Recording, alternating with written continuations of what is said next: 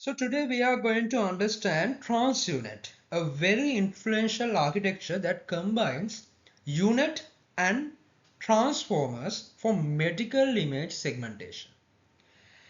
And first, let's understand the problem. Semantic segmentation is a dense prediction task. Instead of predicting one label per image, we must predict a label for every single pixel. For example, in a medical scan, each pixel must be classified as liver, kidney, heart tissue, or just background. So precision matters a lot, especially around boundaries. For years, UNet has been the dominant architecture for this. UNet follows a simple but powerful idea. We first downsample the image using convolutions to extract high-level features. And then we pass these features to a bottleneck. Finally, we upsample step by step to recover the original resolution. And the key innovation is skip connections, which transfer high-resolution spatial details from the encoder directly to the decoder.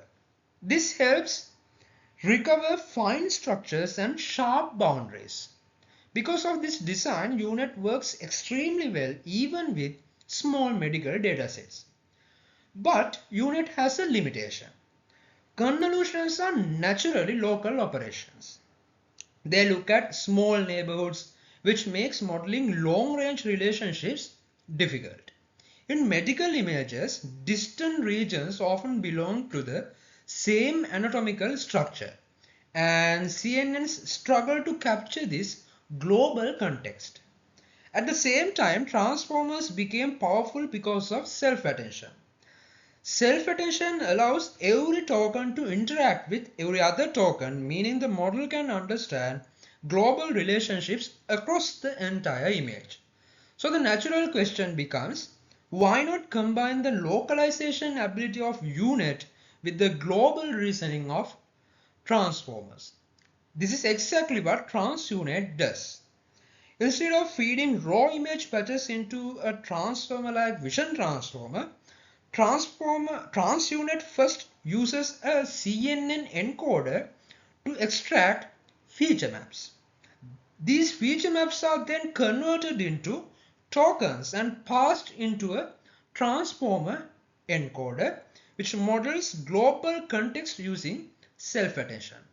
After that, the transformer output is reshaped back into spatial form.